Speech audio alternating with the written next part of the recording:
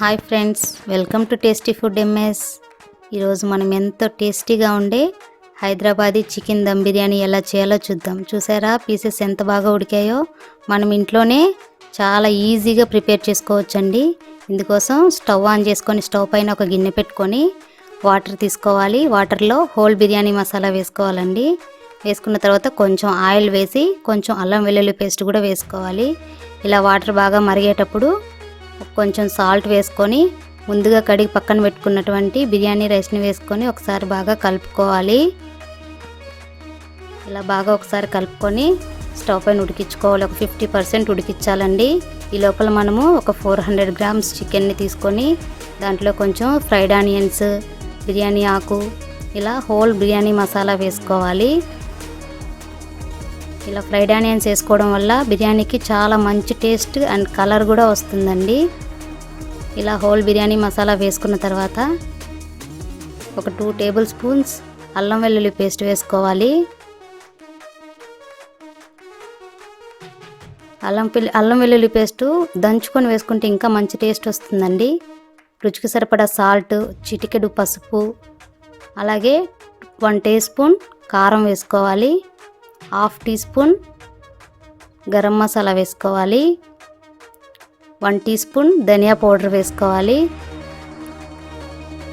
1/2 tea spoon cumin powder వేసుకోవాలి. ఇలా cumin powder వేసుకోవడం వల్ల బిర్యానీ టేస్ట్ చాలా బాగుంటుందండి. సన్నగా చిలికల్లా కట్ చేసుకున్నటువంటి పచ్చిమిర్చి వేసుకోవాలి. కొంచెం పుదీనా, కొంచెం కొత్తిమీర వేసుకోవాలి. ఇలా వేసుకున్న తర్వాత మనం ఫ్రైడ్ ఆనియన్స్ వేయించుకున్నటువంటి ఆయిల్ ఉంటుంది కదండి, ఆయిల్ వేసుకొని బాగా కలుపుకోవాలి.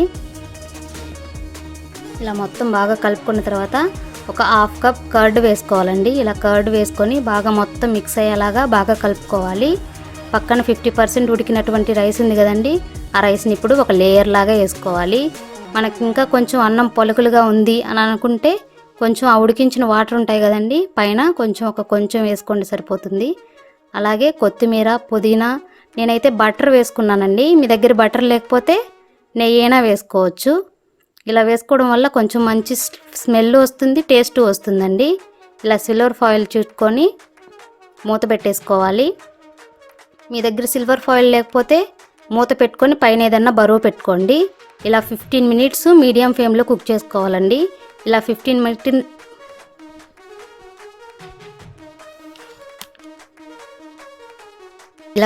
మినిట్స్ కుక్ చేసుకున్న తర్వాత ఒకసారి మూత తీసి చూసుకోండి.